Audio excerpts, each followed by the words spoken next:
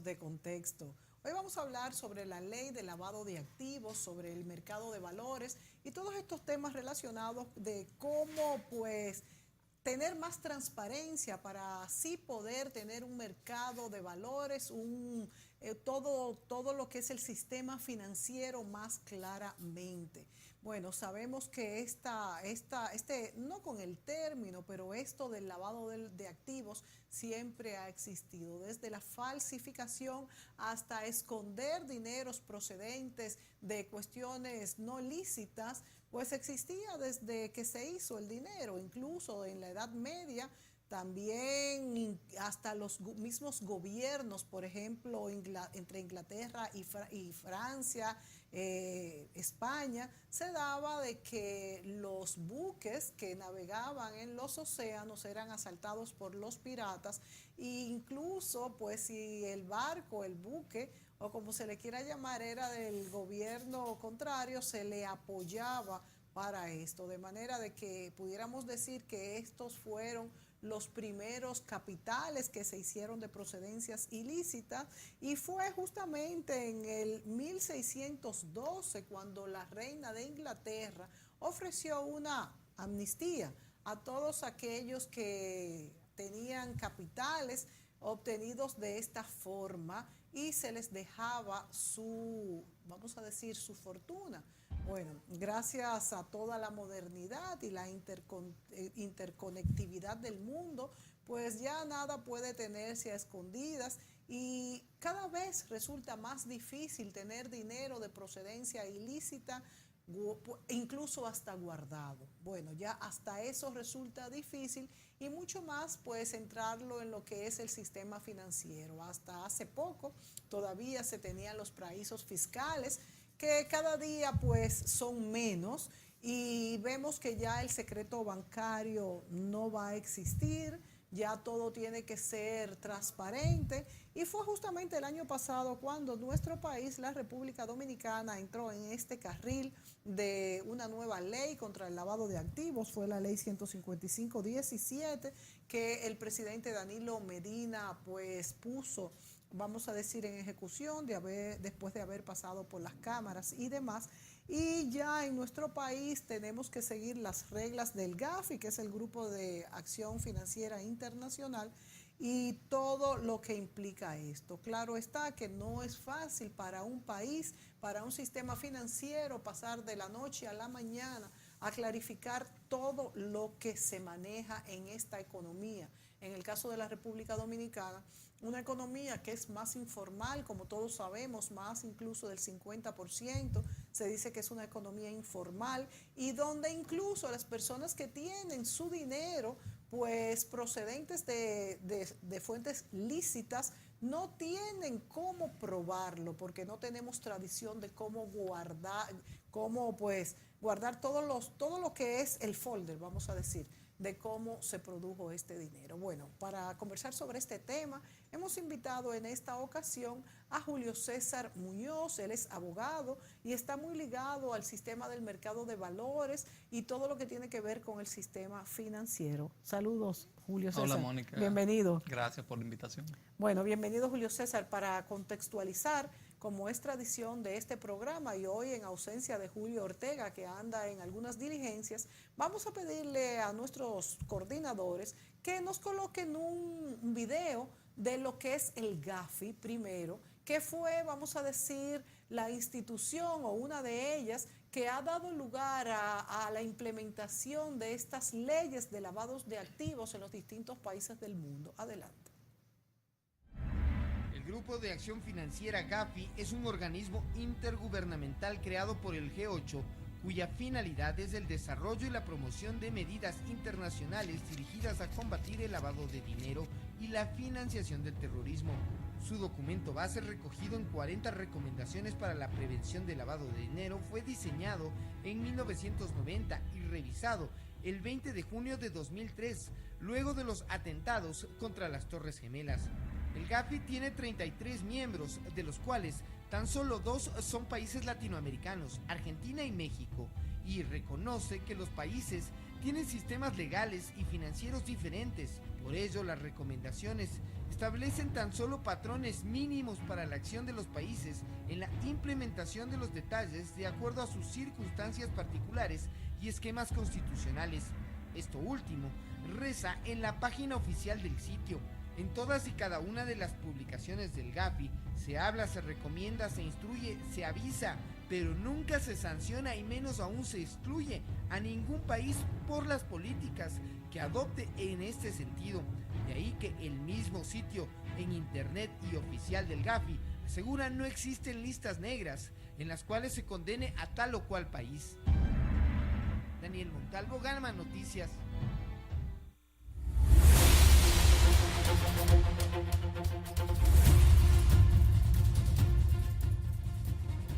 Bueno, en este video veíamos cómo el Gafi, este grupo de acción financiera internacional, está pues colaborando para que cada uno de los países llegue a una mayor transparencia en lo que es de dónde salen los capitales que van y vienen.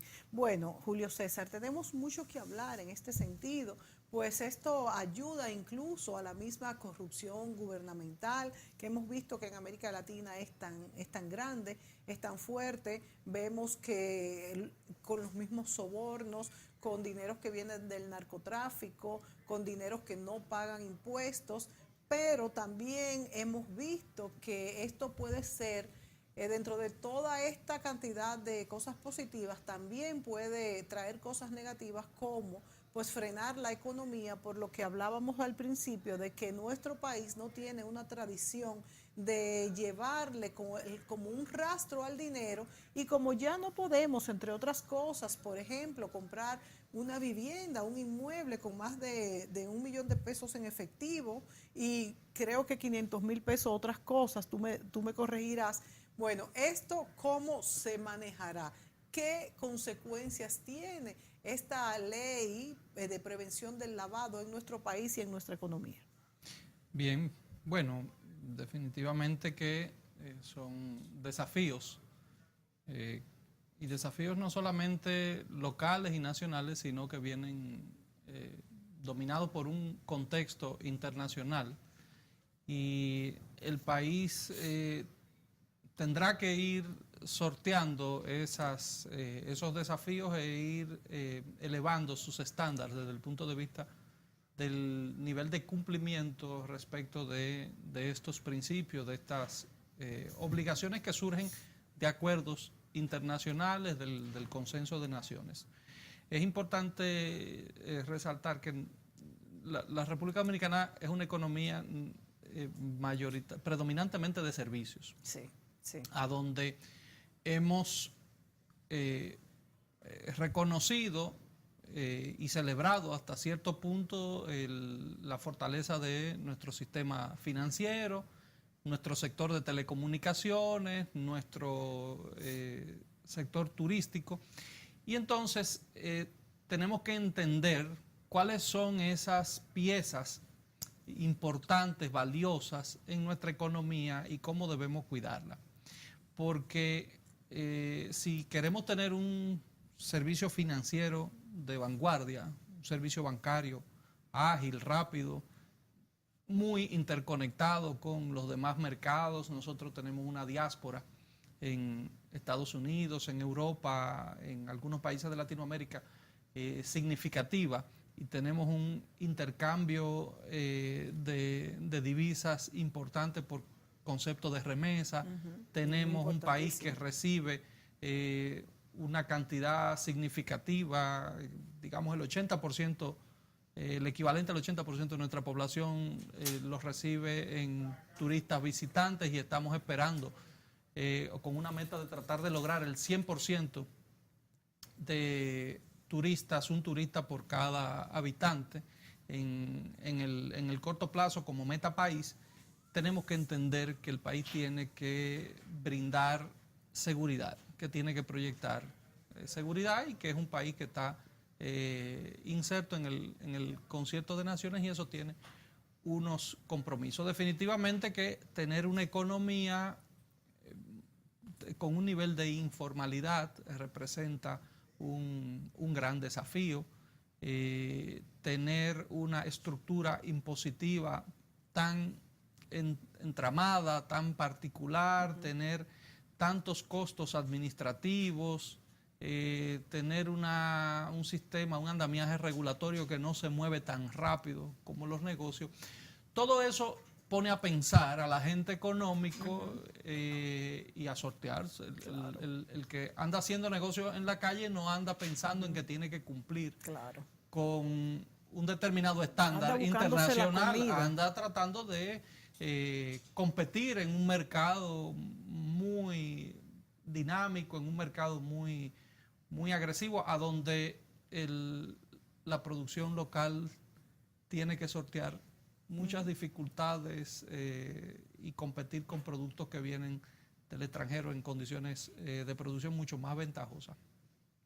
Entonces, esa es una realidad que tú muy bien dibujabas al inicio en la introducción, pero hay circunstancias que nos obligan a elevar nuestro estándar de comportamiento. O sea, está claro, Julio César, de que si no fuese por estas obligaciones internacionales, el país no se hubiera puesto esta meta de lograr, pues, toda esta transparencia con la ley del lavado de activos, principalmente por nuestra informalidad, porque en realidad debió haber sido primero tratar de lograr más formalización en los negocios y después la ley de los lavados de activos, aunque una cosa lleva a la otra, y puede ser que esto obligue a muchas personas a formalizarse, pero como muy bien tú decías, formalizarse en nuestro país no es tan sencillo, porque el que tiene un negocio pequeño, que no tiene, que lo que gana no le da para pagar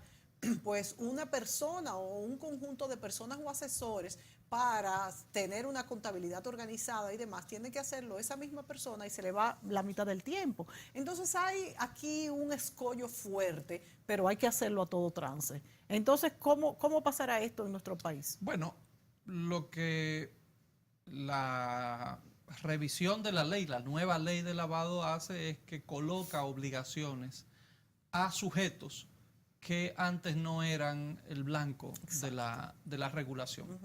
Además, amplía una serie de elementos que se conocen como delitos precedentes. Y entonces, por ejemplo, el tratamiento a la evasión fiscal se convierte en un delito precedente en la República Dominicana. Que antes no lo era. Que antes no lo era. Entonces, al ampliarse el abanico de situaciones de ilegalidad que generan los escenarios de lavado de activos, definitivamente que el sistema se ve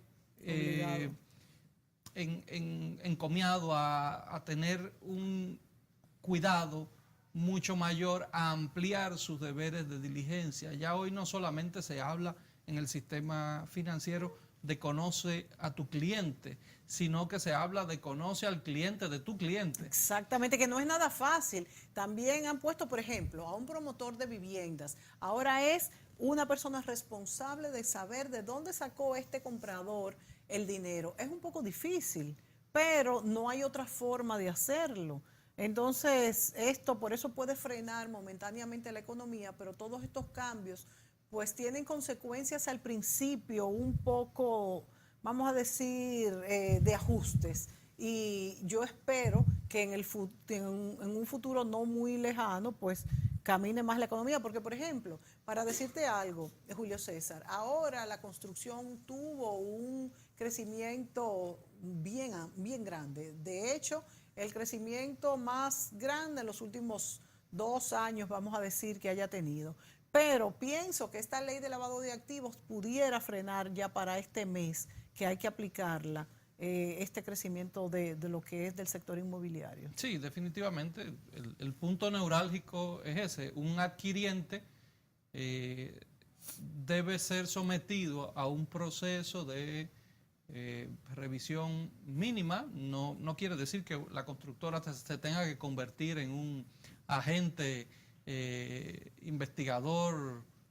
Sí, porque no es su naturaleza. Simplemente decir, bueno, esta persona está tratando de comprar esto en efectivo. Revisar un conjunto de documentación, y esa documentación debe de revelar una información coherente sobre la persona, y por supuesto esa documentación no puede dejar espacios en blanco ni lugar a dudas a que exista la interpretación de que hay bienes que no tienen un origen claro definido. Entonces ese es un escenario a donde el constructor o un agente económico o un vendedor, un intermediario de vehículos va a observar más cuidado, y en algún momento pueden desincentivarse algunas actividades. Nos vamos a ir a la pausa, Julio César, pero a mí me llama la atención y quisiera preguntarte que tú me explicaras un poco sobre cómo van a funcionar esos paraísos fiscales que antes pues eran famosos porque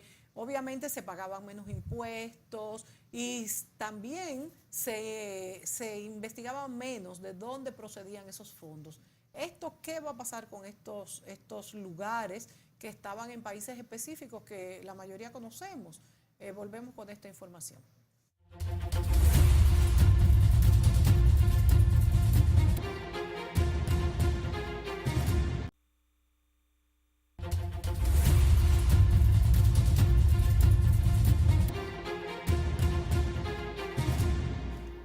En esta ocasión compartimos con Julio César Muñoz, abogado, conocedor de todo el sistema financiero y el mercado de valores aquí en la República Dominicana y ese intríngulis internacional. Yo te preguntaba, Julio César, en el segmento anterior, ¿cómo funcionarán ahora esos paraísos fiscales de antaño conocido, Panamá, Luxemburgo, Islas Caimán?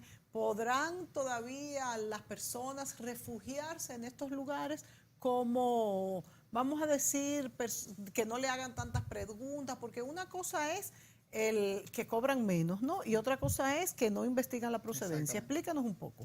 Sí, justamente iba a esa precisión porque esos destinos, esas jurisdicciones, como les llamamos en el argot de estos temas, pueden continuar siendo paraísos fiscales. El concepto de paraíso fiscal implica que una determinada jurisdicción, un país, entiende que no va a generar ingresos fiscales por un servicio determinado. Exacto. Porque quiere incentivar un sector económico. Desde algún punto de vista, nuestro sector de zona franca pudiera considerarse un paraíso fiscal para esos fines. Sí. Y tenemos incentivos en otros aspectos. Hay países que han entendido que la domicilización de compañías y el manejo de cuentas dentro de esas jurisdicciones no va a generar impuestos, y esa es una estrategia. Eso cada país, cada jurisdicción mantendrá o modificará conforme a su estrategia de competitividad o su línea fiscal, lo que entienda. A donde las jurisdicciones tienen que ir modificando su estructura, y ya lo han empezado a hacer. Incluso cabe reconocerle a Panamá un esfuerzo grande que ha hecho para cumplir con los estándares, y de ahí la importancia de las revisiones que se hacen periódicamente, el cual el país fue objeto recientemente de una revisión. Eso lo hace el mismo GAFI. Que está en proceso, sí. Entonces, ¿qué pasa? La jurisdicción lo que no puede mantener es una estructura a donde se diluya la identificación del quien se conoce como beneficiario final.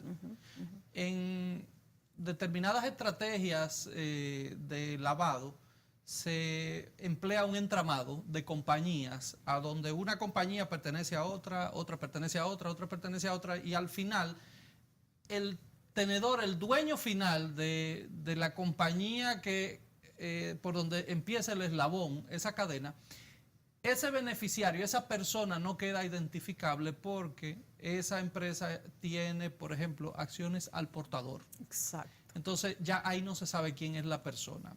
Eso ya está siendo... Ya no se van a permitir las acciones al portador. Ya eso está siendo desmontado por las jurisdicciones que están... Porque en realidad, ¿qué sentido tenía antes que las acciones fueran al portador? Era simplemente una transmisibilidad más rápida. pero además permite esconder el real titular de una empresa. Entonces ya eso hace tiempo que viene siendo desmontado y las jurisdicciones que están más inclinadas hacia atraer ese tipo de situaciones están también obligadas a terminar de desmontarlo. O sea, Julio César, y escúchame, las acciones al portador sería como para que no tuviera que pagar el impuesto que se paga en compra y venta, para encontrarle un que no sea esconder, un motivo que no sea esconder. Podría ser, pero en muchos de esos casos, esas jurisdicciones, por lo que se llaman paraísos, es porque no tienen ningún tipo de impuesto. Entonces era simplemente esconder. Era definitivamente que en muchos casos tenía que ver con esconder. En otros casos podía tener que ver con una estrategia de simplificación del manejo corporativo, pero en muchos casos tenía que ver con... Aquí en nuestro país se aceptaban las acciones al portador. Pero hace tiempo que fueron eliminadas, desmontadas. Entonces, bueno, ¿qué pasa?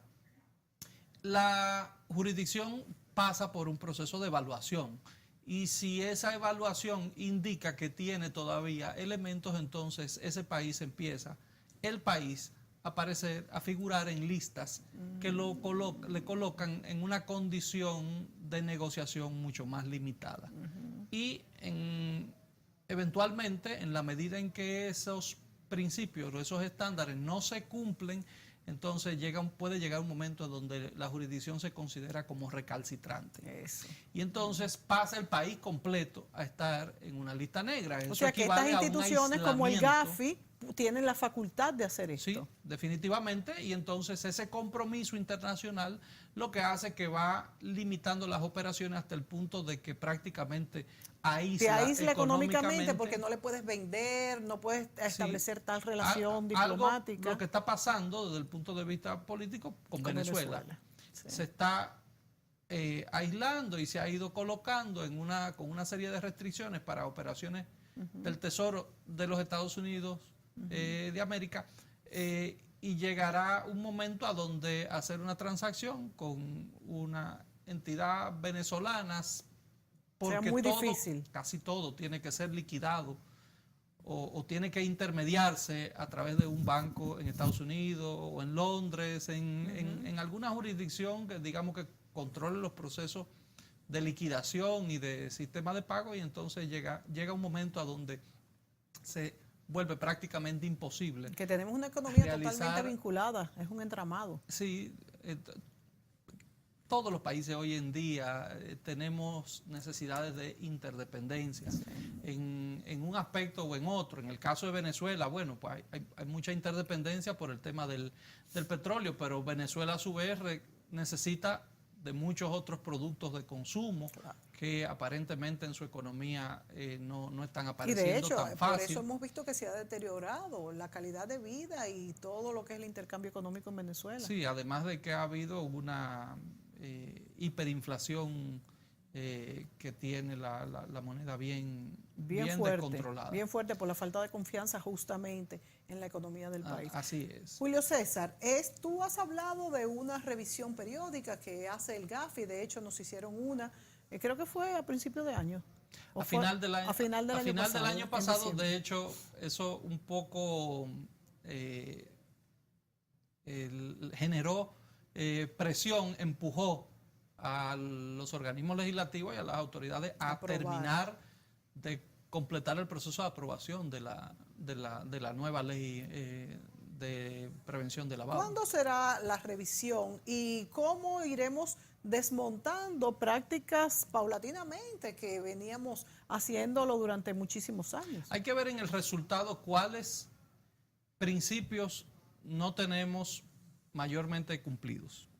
Y entonces sobre esos aspectos en donde tengamos deficiencias, en esos aspectos entonces el país se toma nota de eso y va trabajando en elevar. Pero esto tiene que ser paulatinamente porque no podemos de la noche a la mañana. Sí, así es. Lo que nunca quiere un país es que en un principio que no se encuentra cumplido, en una nueva revisión vuelva y lo encuentre en la misma situación, porque entonces eso refleja que hay que no ha habido voluntad. Claro, por de eso te ese pregunto país que cuándo en será elevar. esta revisión. No, tenemos primero que esperar el resultado de la evaluación que recién transcurrió y entonces, en función de eso, pues ¿Cuándo nos entregan esa evaluación? las autoridades deben de estar recibiéndolo, si no es que que ya lo lo han recibido, y entonces habría que agotar un proceso de socialización y de revisión.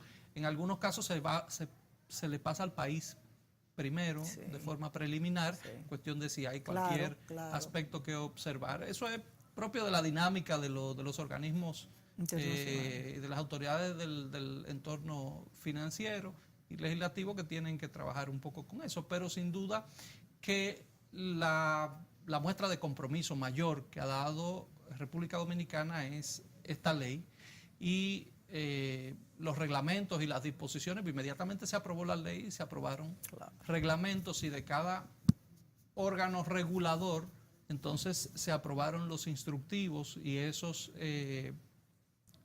documentos complementarios para aplicar la ley, que ciertamente desde el punto de vista del entorno financiero, del sector financiero, pues ha habido un esfuerzo, un compromiso significativo en tratar de mantener ese estándar de cumplimiento. Al gobierno también le conviene por la cuestión de las recaudaciones, de que esto va muy de la mano con que debemos clarificarnos para pagar nuestros impuestos. Pero el gobierno, ahí hay un punto muy importante que debe de servir de llamado a la atención del gobierno, pero también la ciudadanía debe de empoderarse un poco. Es importante, es fundamental, digamos, para poder pasar a otro plano y para poder aprobar esta materia, que no utilicemos las estrategias de prevención de lavado como una estrategia para aumento de la fiscalidad, para un mejoramiento de la fiscalidad, porque entonces una cosa que es para un propósito le desnaturalizamos y lo utilizamos para otro, y eso un poco responde a esa conducta escéptica del dominicano de para qué tú me estás pidiendo esa información. Ciertamente el sistema exige que haya una coherencia. Usted no puede tener un estado financiero para un fin válido y tener una declaración de impuestos diametralmente distinta, a donde usted refleje que usted está tratando de engañar al Estado o usted está tratando de engañar a su contraparte, ya sea una entidad financiera, un acreedor o una persona que vaya. O sea, una doble contabilidad. Un proceso paralelo. ¿Sería fácil hacer esto con todas estas medidas que hay de transparencia? No, eso definitivamente que es parte de lo que se va a desmontar. Ahora bien, cuando una entidad me requiere una información y requiere conocer la naturaleza de mis actividades y requiere conocer la coherencia de un determinado proceso, lo único que debe de tener en cuenta, lo único que debe de tener a la vista es que yo no esté generando una actividad ilícita para blanquear recursos. Dinero. Pero tengo entendido que no puede convertirse en un agente paralelo de recaudación fiscal, porque no es su función. El banco no está para recaudarle a la Dirección General de Impuestos Internos. Pero una vez se informe, pues de una vez va. Pero es a la Dirección General de Impuestos Internos a quien le corresponde recopilar la documentación y fajarse a hacer su tarea. Pero el Estado Dominicano no puede exigir que los agentes económicos se conviertan en agentes tributarios, porque entonces vamos a continuar forzando ese proceso de paralelismo financiero que distorsiona la economía. La ley de prevención del lavado de activos es una ley que evita que se coloquen recursos que provengan de actividades ilícitas, pero no debería ser una ley que sirva para el mejoramiento o el aumento de la eficiencia recaudatoria. Sin embargo, se penaliza tanto ahora mismo, primero que se aumentaron todas las penas, se penaliza tanto que procedan de actividades, por ejemplo, del narcotráfico, de drogas, de criminalidad, de prostitución y demás, como que no paguen impuestos. Como de evasión fiscal. Se penaliza igual. Claro. O sea que una cosa va de la mano con otra. Sí, necesariamente la evasión fiscal es un delito precedente y por lo tanto cualquier uso de esos recursos que yo haga tratando de legitimarlo, entonces puede entrar en el escenario. Yo lo que creo es lavado. que el gobierno debería de hacer hincapié en ver cómo se simplifica esto, más que no hacerlo, porque tendrá que hacerlo, pero simplificarlo, porque es que ahora mismo es muy complicado ser formal. Entonces, yo creo que el gobierno debería hacer su mejor esfuerzo en ver cómo esto puede hacerse cada día de una forma más sencilla y más barato. No quiere decir que cueste menos, no quiere decir que se pague menos, sino que cueste menos pagarlo, que no se tenga que tener una infraestructura, porque es que el pequeño no puede. Entonces, por eso se va también a la informalidad. Vámonos a la pausa, Miguel Ángel, y también me gustaría hablar en el próximo segmento algo sobre, no es que tengamos tanto tiempo, pero me gustaría también tocar el punto de cómo todas estas grandes compañías mundiales, vamos a decir, Microsoft y muchísimas otras, tienen su sede en estas jurisdicciones que son paraísos fiscales, justamente porque pagan muy poco impuestos. Entonces, hablando de impuestos, de recabación, vemos que las más grandes, las que son multimillonarias, están acogidas a estos regímenes y los más pequeños entonces tienen que pagar más. Vámonos a la pausa y volvemos.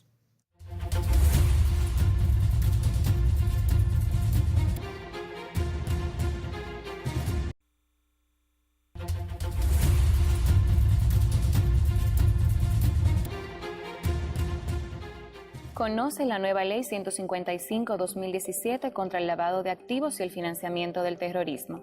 El 1 de junio del presente año, el Poder Ejecutivo promulgó la Ley 155/2017 contra el lavado de activos y el financiamiento del terrorismo. Esta ley procura actualizar el régimen de prevención, detección y sanciones de las operaciones de lavado de activos, financiamiento del terrorismo y la proliferación de armas de destrucción masiva a las recomendaciones del Grupo de Acción Financiera Internacional, GAFI, las cuales constituyen un referente en esta materia. ¿Qué novedades incluye esta ley? Esta ley incluye nuevos sujetos obligados financieros y no financieros. Dentro de los sujetos obligados financieros se encuentran las sociedades fiduciarias, las cooperativas de crédito, sociedades administradoras de fondos de inversión y puestos de bolsa. Dentro de los sujetos obligados no financieros están los juegos de azar, bancas de loterías y empresas de construcción. De igual forma, se incluye a los abogados, notarios y contadores cuando realicen determinadas operaciones para sus clientes, como son la compra y venta o remodelación de inmuebles, administración de fondos, constitución de sociedades, entre otras. Asimismo, se establecen otros delitos como precedentes de lavado de activos, tales como falsificación y adulteración de medicamentos, alimentos y bebidas, delito contra la propiedad intelectual, delito contra el medio ambiente, delito financiero, crímenes y delitos de alta tecnología, uso indebido de información confidencial o privilegiada y manipulación del mercado. Se prevé que los sujetos obligados deben tener un programa efectivo de cumplimiento según la estructura de la organización y la complejidad de las operaciones. Además, deben establecer un proceso de debida diligencia que contemple como mínimo identificar y verificar la identidad del cliente, del beneficiario final de las sociedades y de la persona que dice actuar en nombre del cliente. Asimismo, se incrementa el umbral de las transacciones en efectivo que deben ser reportadas de $10,000 a $15,000 y establece como obligatoria la conservación de los documentos del cliente por un periodo de 10 años una vez haya finalizado la relación comercial o desrealizada la transacción ocasional. Limitaciones y sanciones. Un aspecto particular de la ley es que establece límites para realizar pagos en efectivo por un monto superior a los umbrales definidos. Entre estos destacamos $1 millón para la constitución o transmisión de derechos sobre inmuebles y $500,000 para la constitución o transmisión de derechos sobre vehículos. Otra importante limitación es la relativa a las acciones al portador, ya que se prohíbe su emisión y se otorga un plazo de 1 año contado a partir de la entrada en vigencia de la ley para que las sociedades que hayan emitido acciones al portador efectúen la conversión de las mismas a acciones nominativas. La ley contiene un estricto esquema de sanciones para todos los actores llamados al cumplimiento de la misma, con multas que van desde 1 millón a 10 millones de pesos para los sujetos obligados financieros y de 300.000 a 4 millones de pesos para los sujetos obligados no financieros. Banco Popular Dominicano ha asumido siempre con gran responsabilidad el cumplimiento de estas normas y por ello, y con el mayor interés de proteger a nuestros clientes y a la entidad del peligro que representan estos delitos, cuenta con un completo programa de cumplimiento en materia de prevención de lavado de activos, financiamiento del terrorismo y proliferación de armas de destrucción masiva.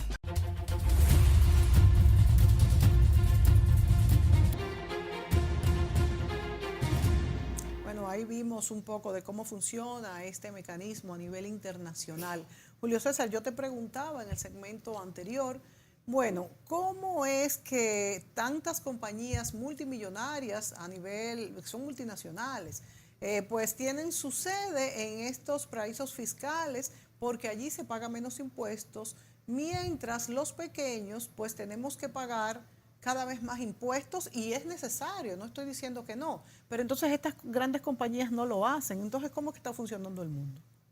Bueno, las ventajas y las circunstancias que dan los sistemas están abiertas a todos. Definitivamente que hay una limitación para los más pequeños, porque para una empresa pequeña hacer un diagnóstico cuando está haciendo exportaciones, por ejemplo, a los Estados Unidos e identificar que en su estructura de costos le sería más fácil abrir una compañía en Delaware, sí, que es una especie de paraíso fiscal en los Estados Unidos. En uno de los estados de Estados Unidos es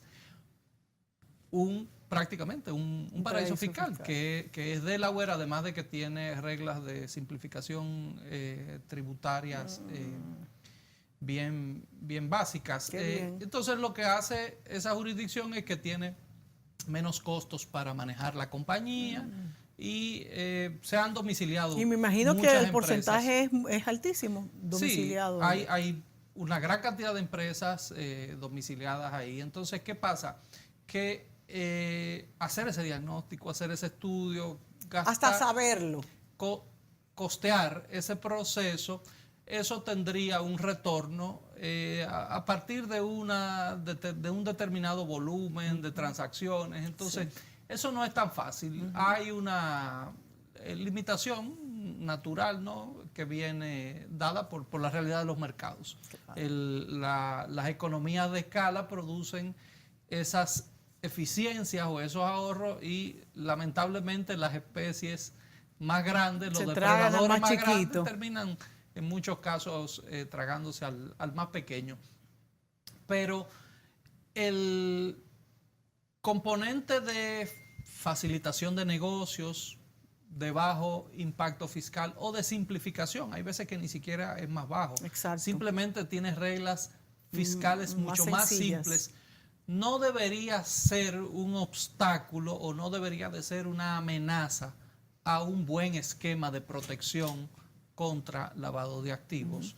La protección contra el lavado implica tener un adecuado programa de cumplimiento. Un adecuado programa de cumplimiento tiene varios pilares fundamentales. Lo primero es un buen diagnóstico. El diagnóstico que tiene que hacer hoy día un importador, distribuidor de vehículos es un diagnóstico diferente al que tiene que hacer una joyería. Sin embargo, ambos deben de evaluar dónde están sus riesgos, conocerlo. Luego debe de tener la identificación de un responsable o un conjunto de personas que sean responsables de darle cumplimiento a esas disposiciones, de estudiar la ley, estudiar los reglamentos. Dentro de ese negocio tiene que haber una persona. Lo que se llama oficial de cumplimiento. Entonces, esa persona debe de estar en conocimiento completo, cabal, de De la poder ley. observar la norma. Pero porque- ya eso me está diciendo que un dueño de una joyería tiene que tener una persona para eso o hacerlo él mismo. Sí, puede tener una asistencia, puede hacer una subcontratación, pero definitivamente Es un costo. que necesita desde el punto de vista legal tener una previsión en ese sentido, porque, ojo, y no sé si sea una buena noticia para algunos agentes económicos, por ejemplo, la constructora, los dealers de vehículos, la ley prevé un nivel de responsabilidad que no solamente tiene que ver con la acción, sino con la omisión. Exacto. ¿A qué me refiero? Si la ley dice que usted estaba obligado a tener conocimiento de lo que hacía su cliente, usted luego no puede alegar Que no lo sabía. Eso se llama ceguera voluntaria, ceguera institucional, y la ceguera institucional se Es castiga penada. dentro de la ley. O sea que el nivel de responsabilidad y el nivel de compromiso no va solamente hasta lo que yo creía, lo que yo conocía, yo no sabía. Usted tiene la Yo no soy obligación exactamente. exacto, de informarse. Y la obligación de conocer, la obligación de informarse y la obligación de ser diligente ante determinadas situaciones. Entonces, cada agente económico a quien ahora se conozca como un sujeto obligado debe de tener ese nivel de diligencia. Los abogados entran como sujetos obligados, los contadores también, agentes inmobiliarios, todos los vinculados, compañías de seguros, los vinculados a las actividades de juego de azar, evidentemente, que es un sector de altísima vulnerabilidad. Usted Que dirá, los querían dejar fuera. Pero, ¿y cómo yo agoto un programa de cumplimiento? Exacto. En un Por eso parece casino? que decían que Pues se sí, querían quedar sí, fuera. sí Pero los- se incluyeron. Si los hay obligaciones de cumplimiento y... O sea que ahora el que va a jugar en un casino también tiene que decir de dónde debe sacó el dinero. debe de identificarse, Lo debe veo de muy dar bien, dicho una sea de información, se lleva un registro. En algún momento ese registro puede ser sujeto de determinado escrutinio. Entonces, el compromiso es de todo. No quiere decir que usted no pueda ir a participar de juego de azar, ni Pero quiere depende decir de que el cuántas casino cantidades. tiene que cerrar sus puertas Sí. o la banca de apuestas, pero tiene que tener un estándar de cumplimiento. Las cosas no se pueden seguir haciendo. Otros puntos de en manera este minuto que desordenada, nos ¿no? queda, Julio César, otros puntos que tengamos que tomar en cuenta El- en este, vamos a decir, en este protocolo.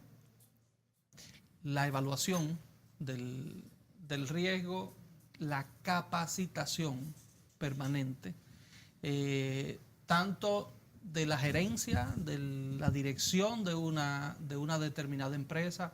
Yo les recomiendo a los que nos están escuchando, ya sean, si son del sector financiero, pues saben que automáticamente todos los años, Sí. con determinada periodicidad, tienen que asistir a actividades de capacitación, pero además, si usted pertenece a un sector de la economía y usted tiene duda de cómo funciona, de cómo le puede impactar, hay una sola forma de hacerlo. Oriéntese, capacítese, conozca la ley, acérquese, incluso en muchos casos sus propias entidades financieras, cuando usted es cliente Sí. de una entidad y usted le pide orientación, la propia entidad financiera lo incluye dentro de un programa formativo. Entonces la capacitación es un elemento fundamental.